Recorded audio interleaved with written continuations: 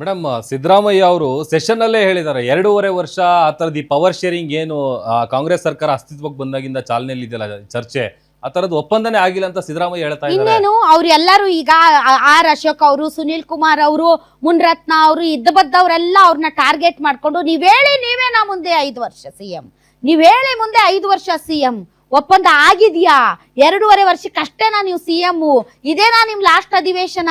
ಯಾಕೆ ಇಷ್ಟೊಂದು ಭಾವನಾತ್ಮಕವಾಗಿ ಮಾತಾಡ್ತಾ ಇದ್ದೀರಿ? ತಾವೇನಾದ್ರೂ ಔಟ್ ಗೋಯಿಂಗ್ ಸಿಎಂ ಅಂತ ಹೇಳಿದಾಗ ಸಿದ್ದರಾಮಯ್ಯನವ್ರು ಹೌದೌದು 2.5 ವರ್ಷಕ್ಕೆ ಮಾತ್ರ ನಾನು ಮುಖ್ಯಮಂತ್ರಿ, ಹೌದು ಒಪ್ಪಂದ ಆಗಿದೆ, ಆಯ್ತು ಈ ಅಧಿವೇಶನ ಆದ ತಕ್ಷಣ ನಾನು ಕುರ್ಚಿ ಬಿಟ್ಬಿಡ್ತೀನಿ ಅಂತ ಹೇಳಕ್ಕಾಗತ್ತಾ?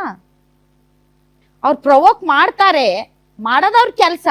ಸೊ ಅವ್ರಿಗೆ ಹೇಳಿದ ತಕ್ಷಣ ಹೌದು ನನ್ನ ಮಧ್ಯೆ ಡಿ ಕೆ ಶಿವಕುಮಾರ್ ಮಧ್ಯೆ 2.5 ವರ್ಷಕ್ಕೆ ಮಾತುಕತೆ ಆಗಿತ್ತು, ಒಪ್ಪಂದ ಆಗಿತ್ತು, ಅದೇ ಮುಗ್ದೋಗಿದೆ, ಈಗ ನಾನು ಹೋಗ್ತಾ ಇದ್ದೀನಿ ಅಂತ ಹೇಳ್ತಾರ ಯಾರಾದ್ರೂ ಸಿಎಂ? ನಾನೇ ಅಂತಾನೆ ಹೇಳ್ತಾರೆ ಹೊರತು ನಾನಲ್ಲ ಅಂತ ಹೇಳ್ತಾರಾ? ನಾನಲ್ಲ ಅಂದು ಪಕ್ಷಕ್ಕೆ ಮುಜುಗರ ಮಾಡ್ತಾರಾ? ಸೊ ಆಬ್ವಿಯಸ್ ಇದು ಈ ಉತ್ತರ ಬರಬೇಕು, ಅವ್ರು ಕಮಿಟ್ ಮಾಡಿಸ್ಬೇಕು ಅಂತಾನೆ ಸುನೀಲ್ ಕುಮಾರ್ ಅವ್ರು ಏನಂದ್ರು, ಸರ್ ಉತ್ತರ ಕರ್ನಾಟಕಕ್ಕೆ ನೀವು ಹಲವಾರು ಯೋಜನೆಗಳನ್ನ ಘೋಷಣೆ ಮಾಡಿದೀರಾ, ಅವು ಮುಂದುವರಿಬೇಕು ಅಂತಂದ್ರೆ ನೀವ್ ಇರ್ಬೇಕು ಸಾರ್, ಅದಕ್ಕೆ ನಿಮ್ಮನ್ನ ಕೇಳ್ತಾ ಇರೋದು, ನೀವೇ ಮುಂದುವರಿತೀರಾ, ನೀವೇ 5 ವರ್ಷಕ್ಕೆ ಸಿಎಂ ಅಂತ ಅವ್ರನ್ನ ಪ್ರವೋಕ್ ಮಾಡಿ ಕೆಣಕ್ತಾ ಇದ್ದಾರೆ. ಅದಕ್ಕೆ ಸಿದ್ದರಾಮಯ್ಯನವರು ಹೌದು ಅಂದೆ ಇಲ್ಲ ಅಂತ ಹೇಳಕ್ಕಾಗತ್ತಾ? ಹೌದಲ್ವಾ? ಅವ್ ಇಲ್ಲ ಅಂತ ಹೇಳಿ ಅವ್ರ ಇಕ್ಕಟ್ಟಿಗೆ ಸಿಲ್ಕೊಳಕ್ಕಾಗತ್ತಾ? ರಾಜಕೀಯ ಪಕ್ಷಗಳಿಗೆ, ಪ್ರತಿಪಕ್ಷಗಳಿಗೆ ಬೇಕಾಗಿರೋದು ಅವ್ರನ್ನ ಇಕ್ಕಟ್ಟಿಗೆ ಸಿಲ್ಕ್ಸೋದು. ಆ ಇಕ್ಕಟ್ಟಿಗೆ ಅವ್ರು ಸಿಲ್ಕೋತಾರ ಒಂದ್ ಕಡೆ. ಮತ್ತೊಂದು ಕಡೆ ನಾನೇ 5 ವರ್ಷ ಸಿಎಂ ಅಂತ ಹೇಳೋದ್ರ ಜೊತೆಗೆ ಇದು ನಮ್ಮ ಪಕ್ಷದ ವಿಚಾರ, ಇದು ನಮ್ಮ ಹೈಕಮಾಂಡ್ ವಿಚಾರ, ಹೈಕಮಾಂಡ್ ತೀರ್ಮಾನ ಮಾಡಿದ್ರೆ ನಾನು ಮುಂದುವರಿತೀನಿ, ಹೈಕಮಾಂಡ್ ನನ್ನ ಪರವಾಗೇ ಇದೆ ಅಂತ ಅವ್ರು ಹೇಳ್ತಾ ಇರೋದು. ಅದು ತುಂಬಾ ಇಂಪಾರ್ಟೆಂಟ್. ನಾನೇ ಮುಂದುವರಿತೀನಿ, ನಾನೇ 5 ವರ್ಷ ಇಲ್ಲ, ಅದು ಇದು ಅಲ್ಲ ಇಂಪಾರ್ಟೆಂಟ್. ಹೈಕಮಾಂಡ್ ನನ್ನ ಪರವಾಗಿದೆ ಅನ್ನೋ ವಾಕ್ಯ ಇದೆಯಲ್ಲ, ಅದರಲ್ಲೇ ಎಲ್ಲಾ ಪ್ರಶ್ನೆಗಳಿಗೂ ಉತ್ತರ ಇದೆ. ಸಿದ್ದರಾಮಯ್ಯನವ್ರಿಗೆ ಒಂದು ಕಾನ್ಫಿಡೆನ್ಸ್ ಇದೆ, ಏನು ಅಂದ್ರೆ ಹೈಕಮಾಂಡ್ ನನ್ನ ಪರವಾಗಿದೆ, ಹೈಕಮಾಂಡ್ ನನ್ನನ್ನ ಬದಲಾಯಿಸೋದಿಲ್ಲ, ಹೈಕಮಾಂಡ್ ನನ್ನನ್ನ ಬದಲಾಯಿಸಿದರೆ ಹಲವಾರು ರಾಜಕೀಯ ಲೆಕ್ಕಾಚಾರ ತಲೆ ಕೆಳಗಾಗುತ್ತೆ ಅನ್ನುವಂತ ಕಾನ್ಫಿಡೆನ್ಸ್ ಸಿದ್ದರಾಮಯ್ಯನವ್ರಿಗೆ ತುಂಬಾ ಜಾಸ್ತಿ ಇದೆ. ಅದು ಇವತ್ತು ಸದನದಲ್ಲೂ ಕೂಡ ವ್ಯಕ್ತ ಆಯ್ತು, ಹೈಕಮಾಂಡ್ ನನ್ನ ಪರ ಇದೆ ಅಂತ. ಸೊ ಈ ವಿಚಾರದಲ್ಲಿ ಹೈಕಮಾಂಡ್ ಮೋಸ್ಟ್ ಪ್ರಾಬಬ್ಲಿ ಸಿದ್ದರಾಮಯ್ಯನವ್ರನ್ನ ತೆಗೆಯೋ ವಿಚಾರದಲ್ಲಿ ತುಂಬಾನೇ ಜಿಜ್ಞಾಸೆಯಲ್ಲಿದೆ. ಯಾಕೆ ಅಂತಂದ್ರೆ ಸಿದ್ದರಾಮಯ್ಯನವ್ರನ್ನ ತೆಗೆದ್ರೆ ಸಿದ್ದರಾಮಯ್ಯನವ್ರನ್ನ ಎಲ್ಲಿ ಫಿಟ್ ಇನ್ ಮಾಡ್ಬೇಕು? ಸಿದ್ದರಾಮಯ್ಯನವರು ಎಲ್ಲಿ ಇವಾಗ ಅವ್ರ ಸರ್ಕಾರ ಅಂತೂ ಇಲ್ಲ ಕೇಂದ್ರದಲ್ಲಿ, ಅವ್ರನ್ನೆಲ್ಲಾದ್ರೂ ರಾಜ್ಯಪಾಲರನ್ನ ಮಾಡೋಣ, ಇದ್ ಮಾಡೋಣ ಅಂತ ಅವ್ರನ್ನ ಕೇಂದ್ರಕ್ಕೆ ಕರೆಸಿಕೊಳ್ಳೋದಾದ್ರೆ ಏನ್ ಕೊಡ್ತಾರೆ ಅವ್ರಿಗೆ? ಯಾವ ಹುದ್ದೆ ಕೊಡ್ತಾರೆ? ಸಿಎಂ ಸ್ಥಾನದಿಂದ ಕೆಳಗಿಳಿಸಿ ಸಿದ್ದರಾಮಯ್ಯನವರನ್ನ ರಾಜಕೀಯದಲ್ಲಿ ಅವರ ಶಕ್ತಿಯನ್ನ, ಅವರಿಗಿರುವಂತ ಮತ ಬ್ಯಾಂಕ್ ಅನ್ನ ಬಳಸಿಕೊಳ್ಳುವ ನಿಟ್ಟಿನಲ್ಲಿ ಅವರಿಗೆ ಫಿಟ್ ಆಗುವಂತಹ ಯಾವ ಹುದ್ದೆ ಇದೆ?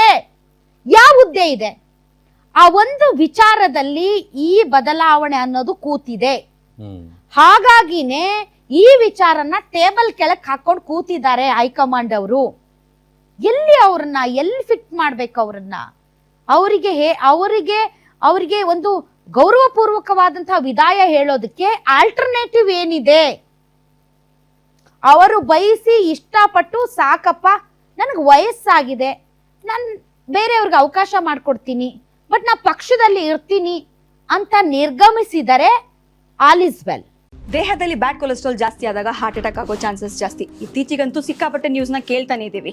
ಸೊ ಬ್ಯಾಡ್ ಕೊಲೆಸ್ಟ್ರಾಲ್ನ ಕಮ್ಮಿ ಮಾಡೋದಕ್ಕೆ ಉತ್ತಮವಾದ ಆಹಾರ ತುಂಬ ಇಂಪಾರ್ಟೆಂಟು. ಜೀನಿ ಸ್ಲಿಮ್ ಯೂಸ್ ಮಾಡಿ.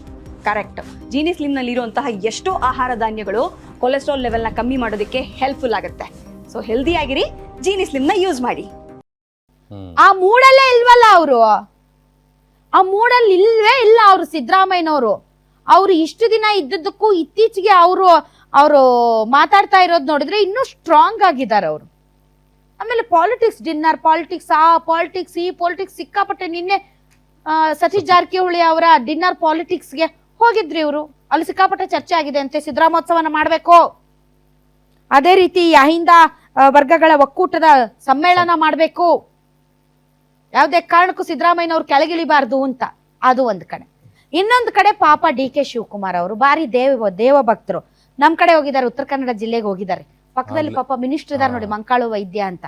ಪಾಪ ಅವರು ಈ ಸದನದಲ್ಲಿ ಅವ್ರು ಏನಾದ್ರು ಮಾತಾಡಿಲ್ವಾ ನನಗೆ ಗೊತ್ತಿಲ್ಲಪ್ಪ. ನಮ್ಮ ಮಂಕಾಳು ವೈದ್ಯ ಅವರು ಏನಾದ್ರು ಬಾಯಿ ಬಿಟ್ಟು ಮಾತಾಡಿಲ್ವಾ ಗೊತ್ತಿಲ್ಲ, ನನ್ಗೇನು ನೋಡ್ದಂಗ ಆಗಿಲ್ಲ. ಮಾತಾಡಿದಾರ ಕಾಂತರಾಜ್? ಏನಾದ್ರು ಸುದ್ದಿ ಬಂತ ಅವ್ರದ್ದು? ಮಾತಾಡಿದ ಅರ್ಚಕರಲ್ಲ, ಸಚಿವರು ಮಂಕಾಳ ವೈದ್ಯರು ಮಾತಾಡಿಲ್ಲ ಮೇಡಮ್. ಅವ್ರೇನು ಈ ಸದನದಲ್ಲಿ ಮಾತಾಡ್ದಂಗಿಲ್ಲ ಅವ್ರು. ಪಾಪ ಅವ್ರಿಗೇನ್ ಮಾತಾಡಕ್ ಬರುತ್ತೋ ಇಲ್ಲೋ ನನಗೂ ಗೊತ್ತಿಲ್ಲಪ್ಪ. ನಾನು ಅವಾಗ ದೇಶಪಾಂಡೆ ಅವರು ವಿಚಾರಕ್ಕೆ ನನ್ನ ಬಗ್ಗೆ ಮಾತಾಡಿದಾಗ ಏನೋ ಒಂದು ಕಮೆಂಟ್ ಮಾಡಿದ್ರು, ಅದು ನಾನು ಕೇಳಿಸ್ಕೊಂಡಿದ್ದೀನಿ. ಬಿಟ್ರೆ ಸದನದಲ್ಲಿ ಎಲ್ಲರೂ ಏನ್ ಜೋರಾಗಿ ಮಾತಾಡ್ತಾರೆ ಆತರ ನಮ್ಮ ಉತ್ತರ ಕನ್ನಡದ ಸಮಸ್ಯೆಗಳು ನಾವು ಉತ್ತರ ಕನ್ನಡದ ಜನ ಸಮಸ್ಯೆಗಳು ಇದ್ರೂನು ನಾವು ಸಾಯ್ತಾ ಇದ್ರೂನು ಒಳಗಡೆ ನಾವು ಬಾಯ್ ಬಿಟ್ಟು ನಾವು ಸಾಯ್ತಿದೀವಿ ಅಂತ ಹೇಳೋ ಜನನೇ ಅಲ್ಲ ನಾವು.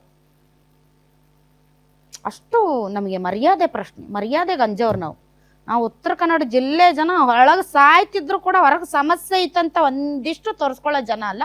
ನಮ್ಮ ಭಾಗದ ಸಚಿವರು ಹಂಗೆ ಇದ್ದಾರೆ. ಇರ್ಲಿ ಬಿಡಿ, ಅವರು ದೇವಸ್ಥಾನಕ್ಕೆ ಕರ್ಕೊಂಡು ಹೋದಾಗ ಅವ್ರು ಹೇಳಿದ್ದು ಯಾರು, ಡಿ ಕೆ ಶಿವಕುಮಾರ್ ಅವರು, ಹೌದು ಒಪ್ಪಂದ ಆಗಿದೆ, ಮಾತುಕತೆ ಆಗಿದೆ, ಮುಖ್ಯಮಂತ್ರಿಗಳಿಗೂ ಅದು ಗೊತ್ತು, ನಾವಿಬ್ರು ಮಾತಾಡ್ಕೊಂಡಿದ್ದೀವಿ, ಹೌದು ಅವ್ರಿಗೆ ಹೈಕಮಾಂಡ್ ವರ ಇರೋದ್ರಿಂದ ಅವ್ರಿಗೆ ಮುಖ್ಯಮಂತ್ರಿ ಆಗಿದ್ದಾರೆ ಅಂತ.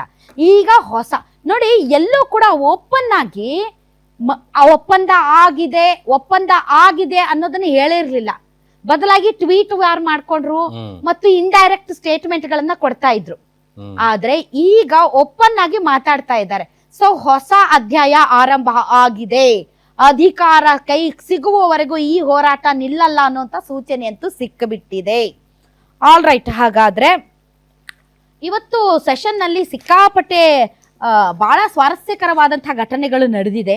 ಯಾಕೆ ಅಂತಂದ್ರೆ ಇವತ್ತು ಕೊನೆ ದಿನ ಅಲ್ವಾ, ಹಾಗಾಗಿ ಸಿದ್ದರಾಮಯ್ಯನವರು ಮತ್ತೆ ಮುಖ್ಯಮಂತ್ರಿಯಾಗಿ ಮುಂದುವರಿತಾರೋ ಇಲ್ವೋ, ಸಿಗ್ತಾರೋ ಇಲ್ವೋ ಅನ್ನೋ ಕಾರಣಕ್ಕೆ ಬಹಳಷ್ಟು ಜನ ಬಿಜೆಪಿ ನಾಯಕರು ಅವ್ರು ಕಾಲೆಳೆದಿದ್ದಾರೆ. ಅದರ ಸ್ವಾರಸ್ಯಕರ ವಿಚಾರಗಳನ್ನು ಒಂದೊಂದೇ ನಿಮ್ ಮುಂದಿಡ್ತೀವಿ. ವಿಪಕ್ಷ ನಾಯಕ ಅಶೋಕ್ ಸೇರಿದಂತೆ ಇತರರು ಸಿದ್ದರಾಮಯ್ಯ ಅವರ ಕಾಲೆಳೆದಿದ್ದಾರೆ. ವಿಪಕ್ಷ ನಾಯಕ ಆರ್ ಅಶೋಕ್ ಮಾತನಾಡಿ, ಕಳೆದ 4 ದಿನಗಳಿಂದ ಬಳಲಿದ್ದೀರಿ, ನಾವು ರಾಜಕೀಯ ನಿಶಕ್ತಿ ಅನ್ಕೊಂಡಿದ್ವಿ, ನಿಮ್ಗೆ ರಾಜಕೀಯ ಶಕ್ತಿ ಬಂದಿದ್ಯಾ ಅಂತ ಕಿಚಾಯಿಸಿದ್ರು. ಈ ವೇಳೆ ಸಿಎಂ ನನಗೆ ರಾಜಕೀಯ ನಿಶಕ್ತಿ ಇಲ್ವೇ ಇಲ್ಲ ಅಂತ ಅವಕಾಶ ಸೃಷ್ಟಿ ಆಗೋದಿಲ್ಲ, ರಾಜಕೀಯವನ್ನ ಅಷ್ಟೊಂದು ತಲೆ ಕೆಡಿಸಿಕೊಂಡು ಮಾಡೋ ಅಗತ್ಯ ಇಲ್ಲ ಅಂತ ತಿರುಗೇಟು ಕೊಟ್ರು.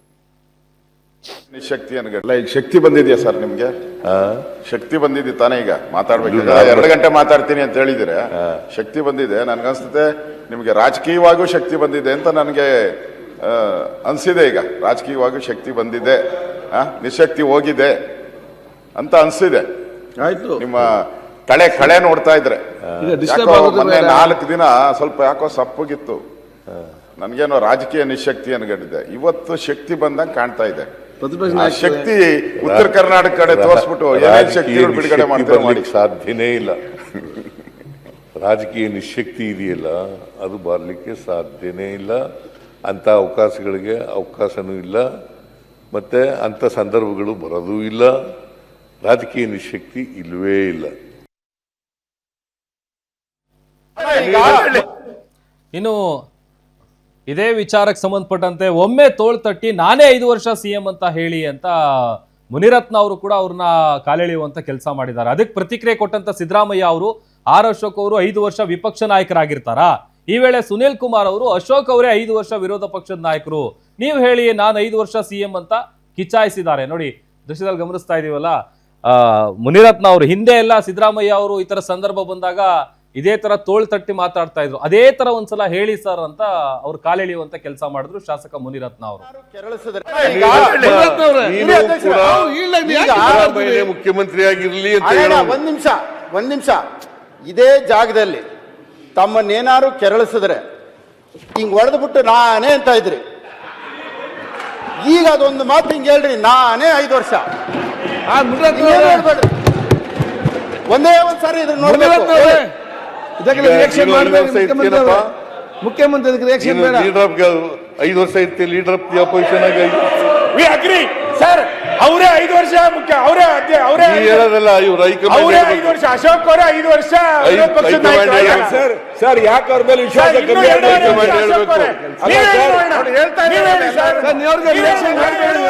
ಮುಖ್ಯಮಂತ್ರಿ ಅವರು ಯಾರು ಹೇಳ್ತಾ ಇಲ್ಲ ಸರ್. ನೀವ್ ಹೇಳಿ ನೋಡೋಣ. ಪಾಪ ಸನ್ಮಾನ್ಯ ಅಧ್ಯಕ್ಷರೇ, ಯಡಿಯೂರಪ್ಪನು ಹೇಳ್ತಾ ಇದ್ರು ಎಲ್ಲ 5 ವರ್ಷ ನಾನೇ ಮುಖ್ಯಮಂತ್ರಿ ಅಂತ ಇದ್ರ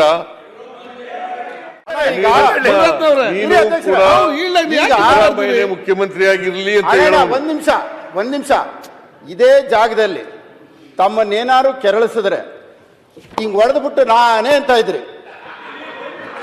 ಈಗ ಅದೊಂದು ಮಾತು ಹಿಂಗ್ ಹೇಳ್ರಿ, ನಾನೇ 5 ವರ್ಷ. ಇನ್ನೇನ್ ಹೇಳ್ಬೇಡ್ರಿ. ಒಂದೇ ಒಂದ್ ಸಾರಿ ಇದನ್ನ ನೋಡ್ಬೇಕು.